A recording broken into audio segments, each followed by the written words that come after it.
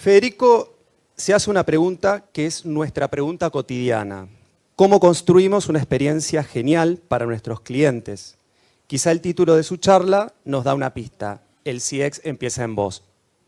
Muy poético salió. Ah, te gustó, te gustó. Federico es ingeniero industrial, speaker internacional, orador tech, consultor en innovación, estrategia y experiencia de clientes. Dirige el posgrado en Ciencias del Comportamiento en el ITBA y es profesor en universidades de Argentina y México. Es autor de libros como Mapas Emocionales y El cerebro del consumo, donde explora el vínculo entre neurociencias y comportamientos del consumidor. Le damos la bienvenida con un fuerte aplauso a Federico Frost Campelo. Muchas gracias. ¿Se me escucha bien?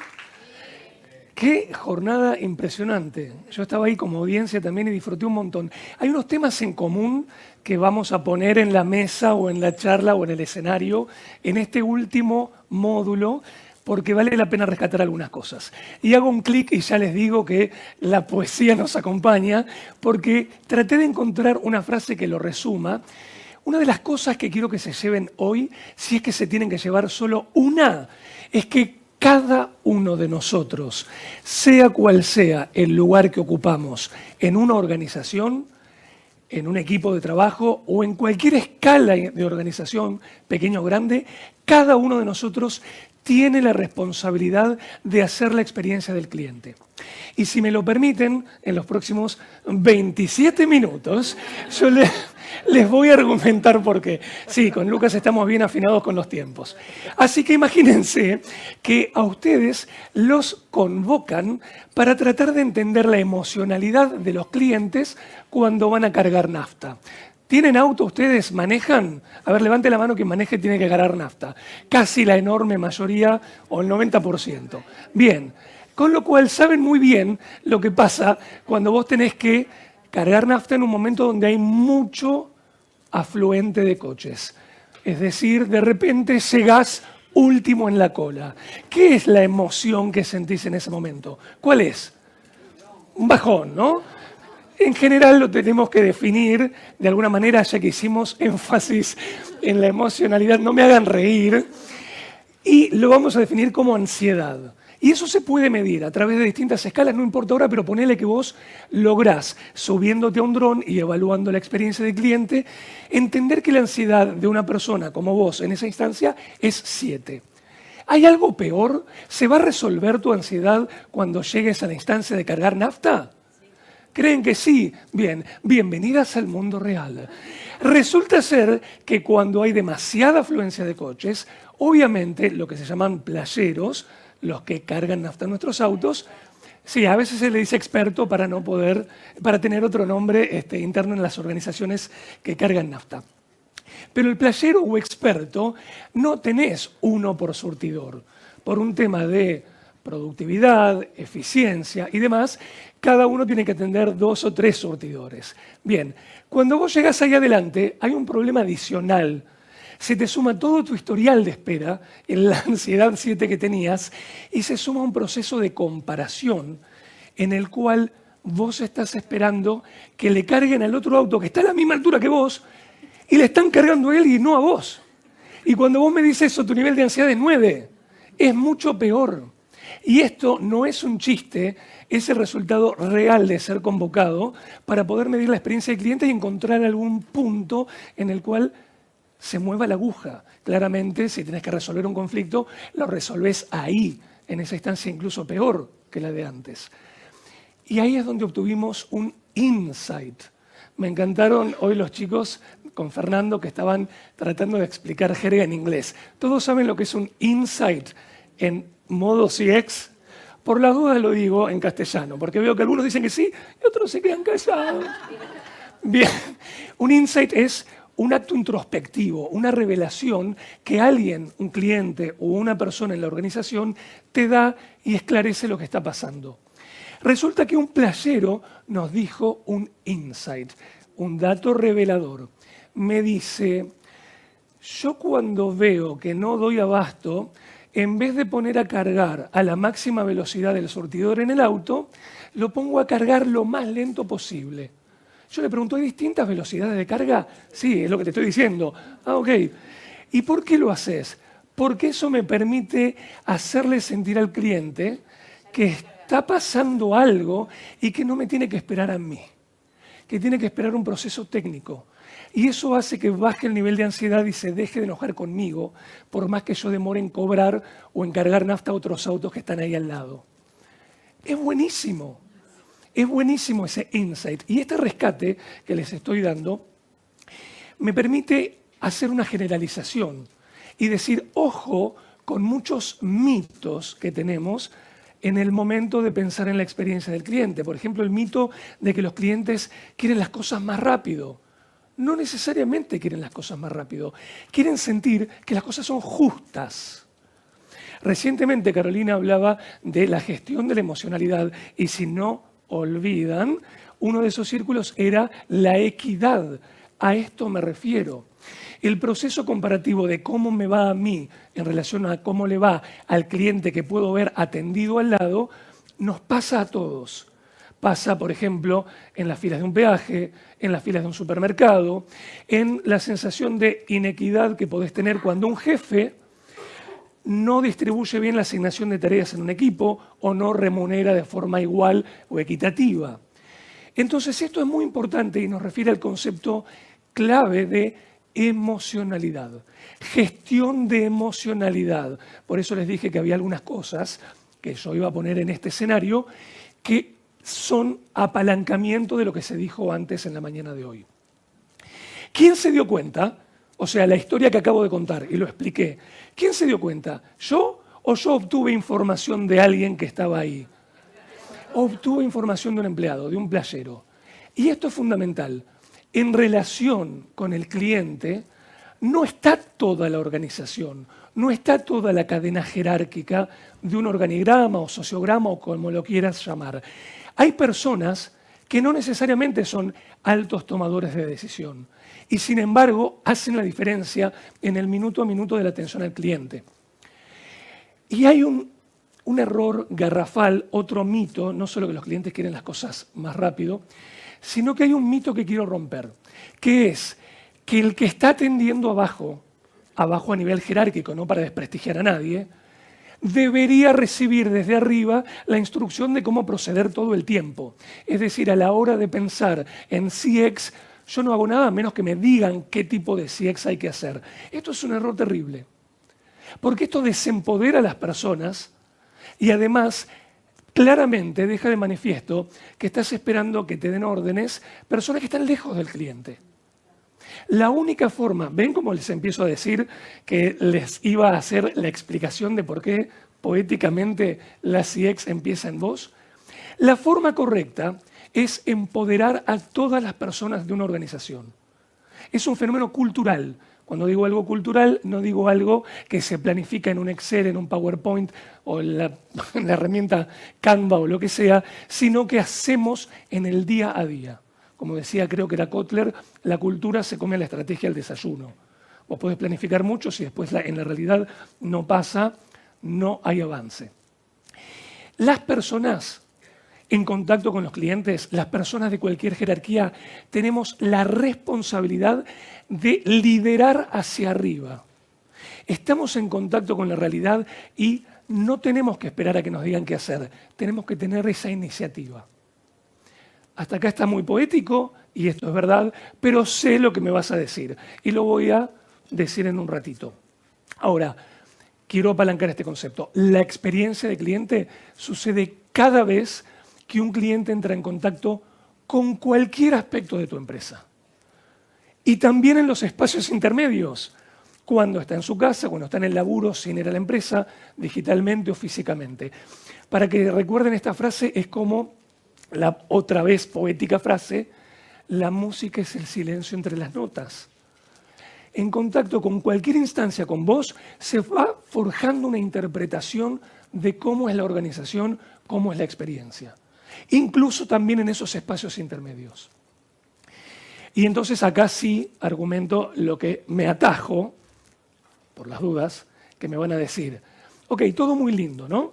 Pero si no están dadas las condiciones en esta organización, sea cual sea, por ejemplo, falta de herramientas, yo no puedo hacer magia. Les digo porque yo he vivido también en organizaciones, ahora estoy trabajando desde afuera, consultivamente, pero he tenido esta experiencia.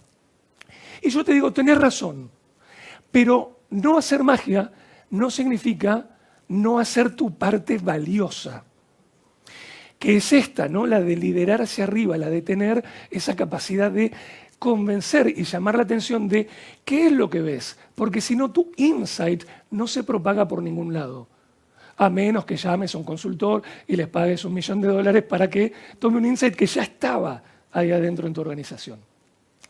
Y para eso quiero hacer una explícita diferencia entre diseño de la experiencia del cliente y ejecución de la experiencia del cliente. En el diseño de la experiencia del cliente, claramente van a haber roles como dueños de producto, estrategas, responsables de procesos, responsables de calidad, etc. Y en la ejecución de la experiencia van a haber otros roles organizacionales como un cajero, un cobrador, atención preventa, atención postventa, analistas, vendedores, y ustedes pueden seguir así con mucha lista larga y tendida. ¿Qué se necesita? Ambos tipos de diseño. El diseño de la experiencia, ambos tipos de enfoque, el diseño de la experiencia y la ejecución de la misma. A ver, particularmente para el diseño de la experiencia tenemos que tener, primero, estos roles, la capacidad de anticipar escenarios. Fíjense que cuando vos pensás, solo por dar un ejemplo, en atender a clientes que van a cargar nafta, tenés que tener la capacidad de anticipar cuándo puede haber una peor emocionalidad. Y para eso te ayuda mucho un concepto de CX que se llama, y también de UX, hipótesis de usabilidad. ¿Lo escucharon alguna vez? ¿No? Ahí los agarré, no está en inglés, pero no lo escucharon. Es cómo puedo plantearme escenarios pensando en qué está pasando en el cliente cuando usa. Encarnar realmente la experiencia del cliente, no teorizar desde mi lugar organizacional, sino desde el lugar de la experiencia que está viviendo el cliente en sí mismo. Esto claramente se necesita para quienes diseñan. Ahora, también voy a llamar la atención de este tema del diseño. ¿Ustedes se dieron cuenta que las montañas rusas del pasado, si es que vieron algún documental, son circulares, pero las de ahora tienen un rulo más en bucle, más elíptico? ¿No lo sabían? ¿No lo vieron? Lo están descubriendo ahora solo porque se los digo o porque les pongo una imagen. Bueno, ¿por qué creen que pasó esto? Se los respondo yo. Ingenieros de la experiencia del cliente, pensando en la hipótesis de usabilidad y viviéndola en carne propia, se dieron cuenta que las montañas rusas en círculo perfecto someten a demasiadas fuerzas de aceleración, que se llaman G, a las cervicales y a la cabeza de la gente. Y cuanto más evolucionaban las velocidades de las montañas rusas, la gente terminaba o desmayándose o hasta casi desnucándose. Es un bajón. Entonces, acá es un bajón, sí. Además de que te comes un juicio, por supuesto, ¿no? Entonces acá aparece el concepto del diseño que se ve, aunque todavía no lo hayas notado, ahora lo ves, y el diseño que no se ve. El diseño que no se ve requiere de mucha labor tuya, sea cual sea el lugar en la organización que estés, para decodificar con esa hipótesis de usabilidad cuál es la experiencia. El cliente no está viendo la ingeniería que hay detrás. Se sube y no le importan tus procesos internos.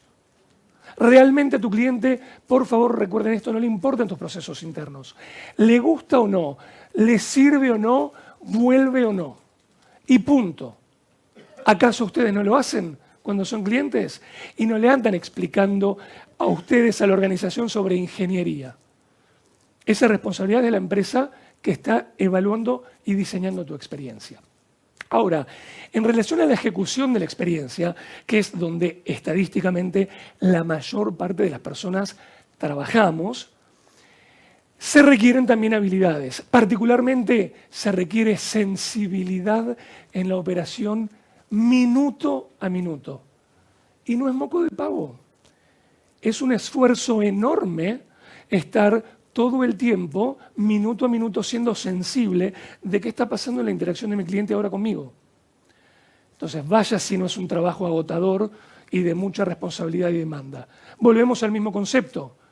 Mientras el diseño o contexto no se modifique todavía, porque todavía no te dieron algunas herramientas o algo que necesitas, yo debo avisar al diseñador sobre los puntos de dolor. Concepto clave en un journey, ¿no? Que de journey muchos de ustedes deben estar hasta las orejas de hacer journeys. Y al respecto, para volver a hablar bien de una empresa maravillosa que es Disney, porque sí lo es, quiero... bueno, acá puse también, tienen que usar estas artes paliativas, ¿no? Mientras tanto, ustedes tienen que tener estabilidad. Y acá Disney tiene una frase que me encanta porque acompaña esto. Dice, todas las interacciones valen. Incluso las más pequeñas y aparentemente triviales se van componiendo en el cliente, en esa mente y en esa emocionalidad que tiene, aunque no te la diga. Fíjate cuánta responsabilidad tenés en el minuto a minuto. Hay un ejemplo que a mí me encanta, que difunde Simon Sinek, si no lo conocen lo pueden googlear, Simon Sinek, S-I-N-E-K, que es, suponete que vos hiciste un viaje de trabajo, te tuviste que ir al exterior, digo cualquier país, ponele que vas a Perú, y estás trabajando o con un plan de trabajo de 5 días, pero resolvés todo lo que tenías que hacer en 3. Entonces podés volver antes. Te fijás en la página de la aerolínea, suponete LATAM, y decís, ah, mirá, hay asientos disponibles en el vuelo que me permite salir hoy a la noche. Ya estoy libre, quiero volver con mi familia. ¿Y qué haces? Llamás o whatsappeás a la persona responsable de la agencia que contrató la empresa en la que trabajás para que te cambie el vuelo y te lo anticipe. Cuando te atiende, ponele telefónicamente, te dice, no, mira, discúlpame, no tengo ninguna posibilidad de cambiarte el vuelo. Pero escúchame, hay asientos libres, lo estoy viendo en la página web. No, señor, no tengo ninguna posibilidad de cambiarte el vuelo. Pero escúchame, te puedo mandar la captura de pantalla y te muestro que hay asientos libres. ¿Qué te cuesta? Sé que el vuelo no tiene cambio de penalidad. O sea, no hay pago. No es eso, señor, aunque no haya pago. Bueno, yo te lo pago, te pago algo. Cambiame por favor el vuelo. No, señor, no se puede. ¿Cómo te sentís? Mal. Interesante. ¿No? No es una magia, no es un insight darse cuenta que te sentís mal. Qué diferente sería que la persona que te está atendiendo te dice, mira, te voy a explicar, por protocolos internos y de la relación entre nuestra agencia y la aerolínea, no se pueden hacer cambios, haya costo o no, pero déjame que voy a intentar hablar con mi supervisor, aguantame acá. Tiruriru, ¿no? Lo que sea, vuelve. Les gustó eso, no se la esperaban. Y te dice, mira, lo estoy tratando de charlar y mi supervisor le está tratando de encontrarle la vuelta. Y escuchás como que te crea algo. Dame un segundo más. Y después vuelve y te dice, no, mira, hice todo lo posible, pero realmente no pude. Te pido 1000 disculpas. ¿Vos te sentís mal? Sí, también, pero no tan grave. Y este es el punto donde no estoy diciendo que el que atiende al cliente mienta. Estoy diciendo que está intentando legítimamente resolver un problema. Pero digamos, el canapé que quiero que se lleven acá es que excelente experiencia no significa darle al cliente todo lo que quiere. Porque vos no estás en este mundo para darle al cliente todo lo que quiere. Significa conseguir, y esto es muy importante, que el cliente sienta que te importa. Volvemos a la gestión de la emocionalidad, volvemos a la equidad, volvemos a regular emociones. Damas, caballeros, las emociones provienen de circuitos cerebrales estudiados por la neurociencia y las ya mencionadas hoy behavioral sciences, ciencias del comportamiento, que fundamentan la apreciación de la realidad de las personas y las decisiones. Entonces, lo primero que tenés que trabajar es sobre esos circuitos emocionales. Y la responsabilidad minuto a minuto está en cada uno de nosotros, incluso más en quienes se interactúan en el día a día. Todo lo que hacemos impacta en los demás. Y esto es válido para clientes internos también. Hablando de clientes internos, estoy relojeando el reloj para que todos nuestros clientes internos satisfagan el tiempo que tenemos. Estamos bien. Imagínense que vos también necesitas sentir que un sector interno de la organización que interactúa con vos no es que no te da pelota o te desprecia o te dice no puedo hacer nada, sino que le importás. Porque si sentimos que no le importamos a un jefe, si sentimos que no le importamos a otro sector de la organización, invertimos mucha energía en protegernos de los demás. Mucha energía. En guardar mails como evidencia para después explicar y justificar que tomaste esta decisión o que la validaste con fulano, o defenderte eventualmente si llega el caso de que hay un problema interno. Eso es un montón, es agotador. No se puede vivir así. Y sin embargo, vivimos así muy habitualmente. Piensen, ahí hay una representación de un proceso, una secuenciación de actividades. Supónganse que ese proceso es un gran proceso que el cliente está experimentando. Cualquiera de esas actividades se puede descomponer en procesos menores, que a su vez tienen actividades que seguramente estén hechas entre áreas distintas, transversalmente hablando, y a su vez esa actividad está integrada por múltiples otras áreas trabajando en común y así sucesivamente. El marrón del fondo ahí abajo, no sé si se ve bien el color, pero lo que haga esa persona ahí va a impactar en toda la organización. Y habitualmente, debido a que obviamente las organizaciones y más las grandes necesitamos de mucha orquestación y esfuerzo para armar procesos, desempeñarnos y resolver problemas, no vemos esta transversalidad. Nos obsesionamos en los silos departamentales de cada área en la que trabajamos, resolviendo nuestros problemas. Y ahí viene esto que Carolina decía, porque lo quiero apalancar, el gran problema de que una mala CX está íntimamente relacionada con que en la organización hay una mala IX. Si vos como empleado, con otros empleados, con jefes, con reportes, con otros sectores, no tenés buen clima laboral, no te llevas bien, eso el cliente lo nota. Eso repercute en tus procesos, no solo a nivel emocional en el cliente que lo nota, vayan un ejemplo directo como gastronomía, sino a nivel técnico. Hay un ejemplo especial que es cuando en el año 2000 General Motors lanza su Pontiac Aztek, pensaban que era un diseño innovador.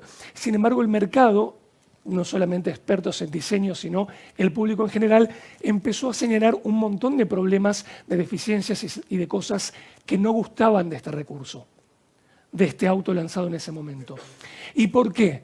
Porque cuando se empezó a investigar a nivel de gestión, de management, en General Motors en ese momento, los equipos de diseño estaban absolutamente desintegrados entre sí. No se hablaban, no coordinaban bien las cosas, se llevaban mal y creían que estaban haciendo algo bueno para la organización cuando hicieron algo que no gustó. Recuerden, al cliente no le interesan esos procesos internos. Están en tu responsabilidad.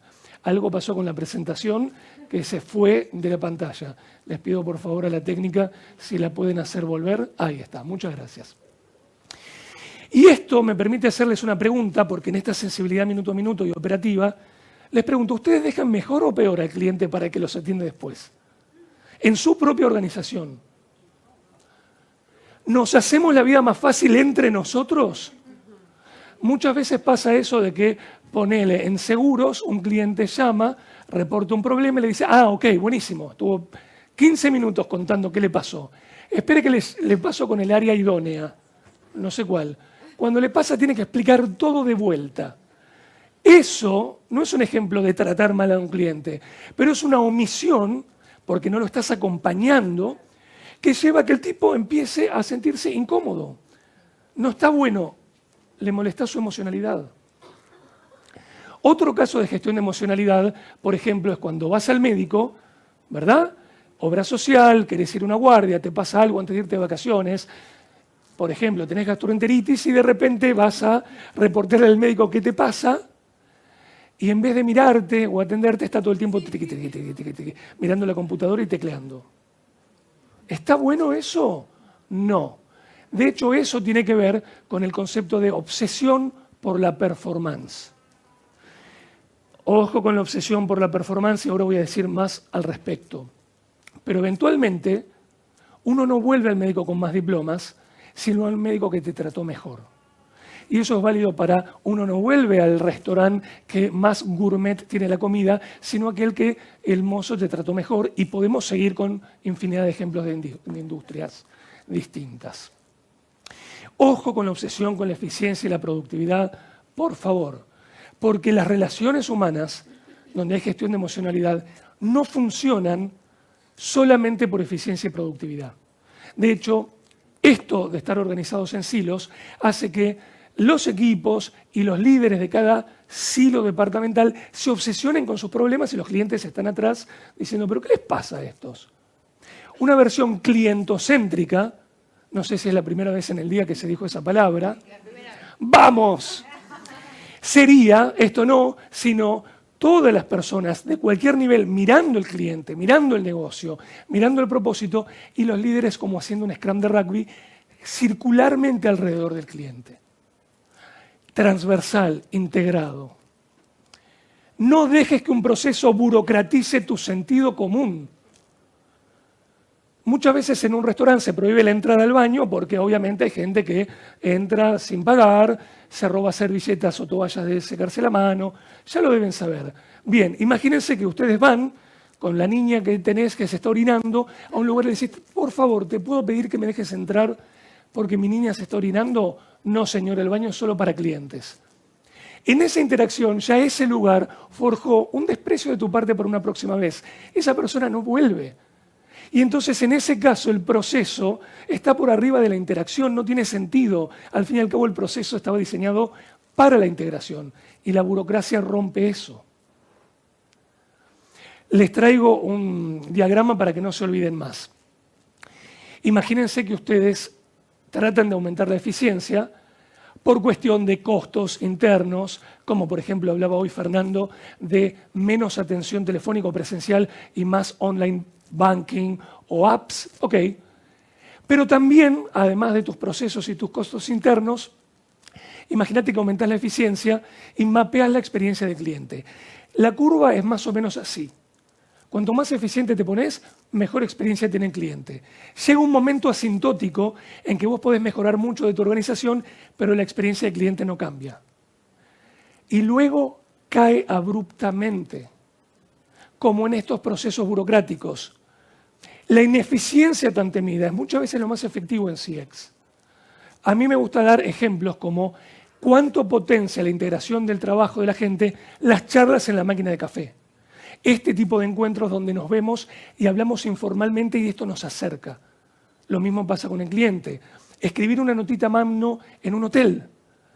A mí me pasó esto, por ejemplo, en el Sheraton de Mendoza, llegás a la habitación y el líder del hotel, o el gerente, o como se llame, te dejó esto con unos bombones. Y no es algo mecanicista con inteligencia artificial y de eficiencia y productividad máxima. El tipo dedicó tiempo, o la chica en este caso. Detener la vorágine para escuchar, no tratar de pasar de un puesto a otro y resolver sin escuchar al cliente. Y obviamente la distancia empática de solo pantallas es dramática, ¿no? Bien, para ir terminando, les voy a mostrar el último ejemplo y cómo se puede resolver. Supónganse que son un cliente, que reciben un mail de una empresa de telecomunicaciones y que les da banda ancha que les dice, si cliqueas esta oferta en este mail, vas a tener más velocidad por un precio diferencial. Ok, cliqueo, bien. Evidentemente la gente de ventas está haciendo su buen trabajo. Pero pasan los días o las semanas y nada, no hay más velocidad. Lo probás con UCLA y no pasa nada. Sin embargo, tu factura está más cara. Realmente más cara como te decían que te iban a cobrar. Evidentemente la gente de facturación está cobrando bien. Pero te cansás y llamás. Y cuando llamás te dicen no, eso requiere fibra y en su zona no podemos dar fibra. Figuren eso, más o menos acercado de la realidad. ¿Qué pasa? Claramente el área de deployment o de implementación no está integrada con la experiencia de aquel que intentó vender más. No hay transversalidad, no hubo hipótesis de usabilidad. ¿Lo ven? La ejecución y el diseño no se pusieron de acuerdo. Y eso pasa enormemente. Hay que preguntarnos, ¿qué hace el otro sector? No puede ser una caja negra. ¿Y qué hace el otro sector con lo que yo hago? ¿Saben lo que yo sé? En esa otra área dentro de mi organización, ¿yo sé lo que ellos saben? Una de las cosas que sí funciona es empatizar, entender quiénes son, hacer mapas de las personas, aunque sean virtuales, donde cada uno postee su foto, lo que hace, y nos vayamos conociendo. Un ejemplo real que les cuento que hice en una organización, no importa cuál, es en una gerencia que federalmente estaba distribuida en todo el país y no se veían las caras y hasta no se conocían, hicimos un mapa de la gerencia. La gerente no está arriba, está ahí en el núcleo. Y los jefes directos están en color verdito alrededor. Una vez que hicimos el mapa de las personas, dijimos, cada una de las personas interactúa con otra requiriendo ciertos procesos, ¿verdad? Bien, hagamos esos mapas, uno por uno, y encontremos los mapas más críticos. Yo, fulano de tal, necesito de fulano, mengano y sultano. Yo, sultano, necesito de fulano. Mapeos simples, no son cosas galácticas y tecnológicamente inalcanzables. Este tipo de recursos son esto que yo llamo que ustedes tengan responsabilidad, que ustedes se apropien de esas artes, de esa sensibilidad minuto a minuto, de que para resolver las CX no se requieren cosas técnicas, sino que todos ejecutemos y lideremos hacia arriba. Por eso ahora entienden la poesía de que la CX empieza en vos. Espero que les haya gustado. Muchas gracias. Gracias, Lucas. Gracias. Muchas gracias, Fede. Gracias por la invitación. Al contrario. No sé si hay alguna pregunta. Estamos un poco pasados, pero unos minutos te puedes quedar para preguntas. Por supuesto. ¿Alguna preguntita? No muchas, chicos, por favor, porque se nos tiene que ir, pero no queremos dejarlos sin que puedan preguntar. ¿Alguien en el streaming? Nadie. Bueno, no, dejaste todo muy claro, entonces. Muchas gracias nuevamente. Gracias. Sí, antes de que te vayas, bueno, yo dije por el pasillo, no sé si me escucharon, que había algunas sorpresitas. Así que vamos a habilitar para las personas que están acá presentes un sorteo de unos libros escritos por Fede. Gracias, Luke. ¿Fotito? Dale, fotito. Vení, Luke, para la fotito, vení. Todos juntos.